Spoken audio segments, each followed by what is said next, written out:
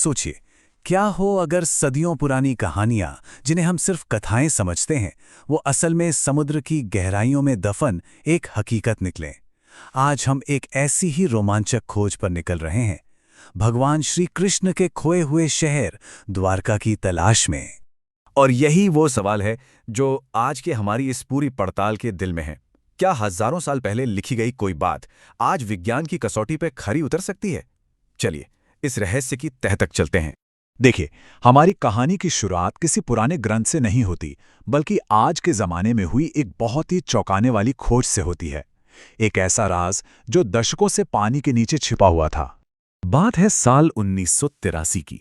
Archaeologists की एक team अरब सागर में कोई 130 फीट नीचे रिसर्च कर रही थी, और वहां उन्होंने जो देखा उसे देखकर उनके होश उड़ गए।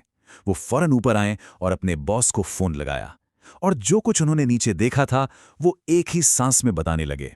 फोन के दूसरी तरफ उनके बॉस ने जो सुना वो उससे इतने हैरान हुए कि उनके हाथ से फोन ही छूटकर गिर गया।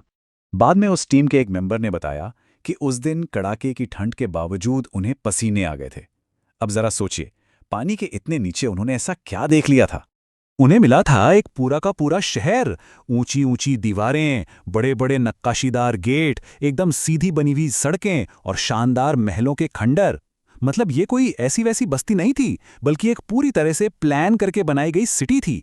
पर सवाल ये था कि इतना बड़ा शहर समंदर के नीचे कर क्या रहा था?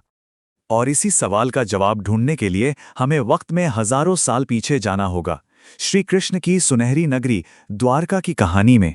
श्रीमद् भागवत पुराण के हिसाब से कंस को मारने के बाद भगवान कृष्ण अपने यदुवंशियों के साथ मथुरा में रहते थे।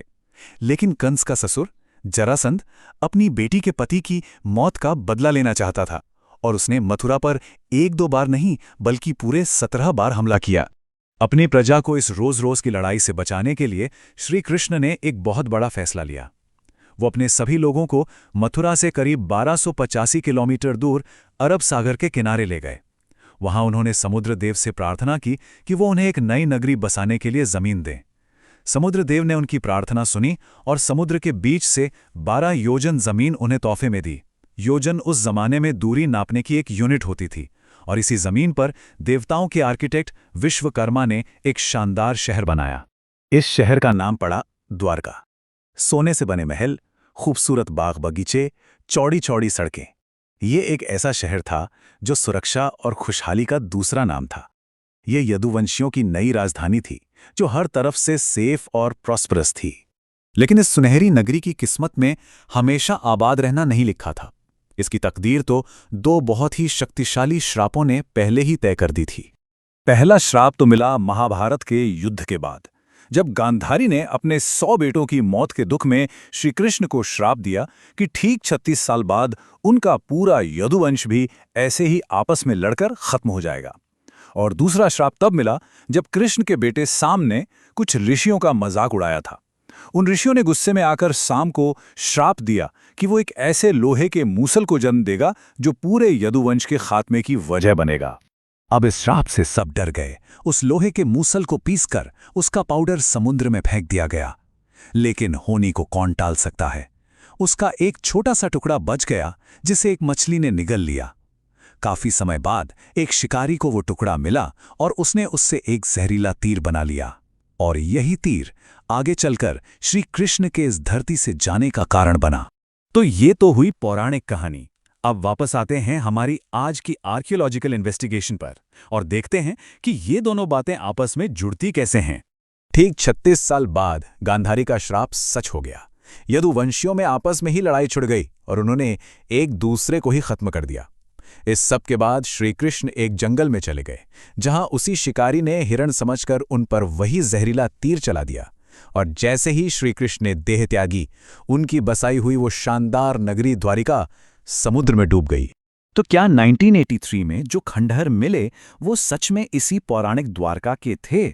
इस गुत्थी को सुलझाने का जिम्मा उठाया भारत के मशहूर under water archaeologist doctor SR. Rao और उनकी टीम ने।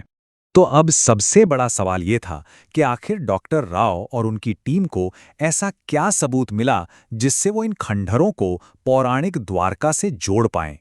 इसके लिए उन्होंने सबसे पहले इस्तेमाल किया कार्बन डेटिंग का। अब ये आप समझिए एक साइंटिफिक तरीका है जिससे किसी भी पुरानी चीज की उम्र का पता लगाया जा सकता है। अब देखिए, ये बात बहुत दिलचस्प है। स्कॉलर्स के हिसाब से महाभारत का युद्ध हुआ था करीब करीब 3120 ईसा पूर्व में। और जानते हैं, हैरान करने वाली बात क्या थी? जब समंदर में मिले शहर के पत्थरों की कार्बन डेटिंग की गई तो पता चला कि वो पत्थर भी ठीक उसी जमाने के थे। लेकिन सिर्फ टाइमलाइन का मैच हो जाना ही काफी नहीं था। वही पत्थर तो किसी भी चीज के हो सकते हैं। टीम को एक ऐसा ठोस सबूत चाहिए था जिसे कोई भी झुठला ना सके। और वो सबूत ये था, टीम ने उस डूबे हुए शहर का एरिया नापा और आपको जानकर हैरानी होगी कि उसका एरिया निकला लगभग 153.6 किलोमीटर्स। अब जरा याद कीजिए, भागवत पुराण में क्या लिखा था? समुद्रदेव ने श्री कृष्ण को कितनी जमीन दी थी? ठीक 12 योजन।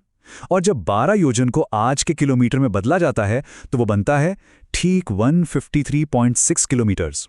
ये कोई इत्तेफाक नहीं हो सकता था।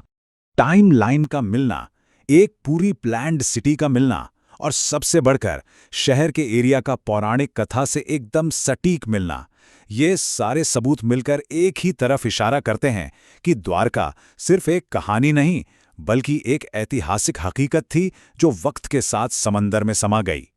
द्वारका की ये खोज हमें ये सोचने पर मजबूर कर देती है कि हमारे समंदर की गहराइयों में न जाने और कितने इतिहास, कितने शहर और कितने ही ऐसे रहस्य अपनी खोज का इंतजार कर रहे हैं।